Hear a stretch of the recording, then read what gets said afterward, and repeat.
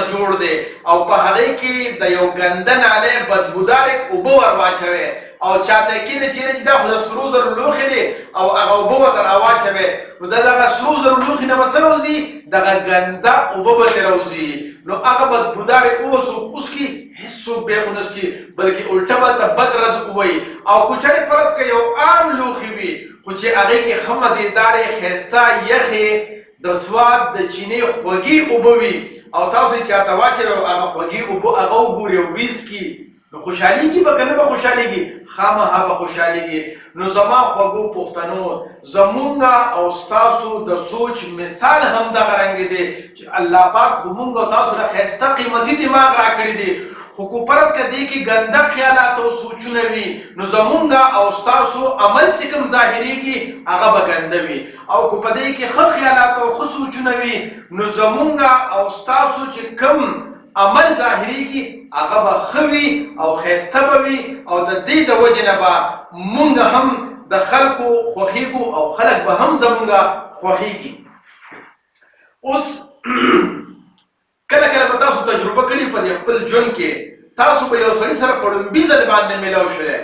او تاسو به وایي دا سړی مې ډېر زیات خوښ شو او ډېر خوږ را باندې ولګېده دا ولې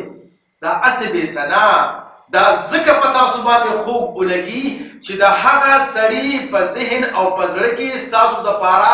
نیک او ښه خیالات او جذبات وي د هغه ښه خیالات او جذبات ستاسو د زړه تارونه وچیړي نو تاسو باندې هغه سړی خوږ لګي نو ځکه خو یو شاعر ویلی دي چې د یو زړه نه بل ته لار وي چې زما خوښې ستا به ولې بدي شمه نو چې کله مونږ په زړه کې ښه جذبات ساتو په ذهن کې ښه سوچ ساتو د یو بل پښتون مسلمان ورور متعلق نو لازمي خبره ده چې زه به د هغې خوښېږم او زما به هغې خوښېږي همدغه رنګې یو ډاکټر صاحب د ډاکټر آرکوي هغه په خپل کتاب کې لیکلي دي دا کتاب نوم دی د مؤثر خلکو اووه عادتونه هغې کې لیکلي دي چې زمونږ په زړه کې د نورو خلکو یو اکاونټ وي چې هغې ته وایي ایموشنل بینک اکاونټ یعنې جذباتي اکاونټ څنګه چې په دې بینک کې د پیسو اکاونټ وي بالکل هغه یې همدغه رنګې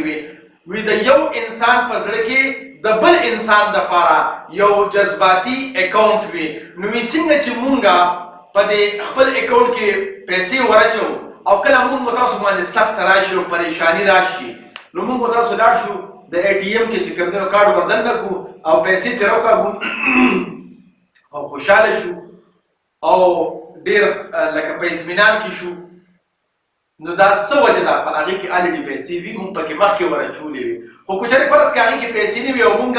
کارت وردننه کوو نو هغه وایي پښتون وروره خفه کېږه مه ستا په اکاونټ کې پیسې نشته دی نو که مونږ په ډېرو اے ټي ایم وګرځو خو پیسې ترې نه راوځي ځکه چې زمونږ په اکاونټ کې پیسې مونږ مخکې نه اچولې نه وي نو همدغه رنګې زمونږ پریشاني نوره هم سیوا شي نو که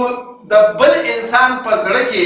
زمونږ چې کوم اکاونټ دی نو که هغې کې مونږ څونه نیک جذبات ور اچوو نیک جذبات ور جمع کوو هغه سره نیکي کوو هغه سره ښېګړه کوو نو د هغه په زړه کې چې زمونږ کوم اکاونټ دی هغې کې بیلنس سیوا کېږي نو چې کله مو تاسو باندې سخته راشي نو هغه را باندې خوږېږي هغه را سره مینه کوي هغه را سره همدردي کوي وجه څه ده په هغه اکاونټ کې پیسې ډېرې وي یعنې ښه جذبات پکې ډېر زیات وي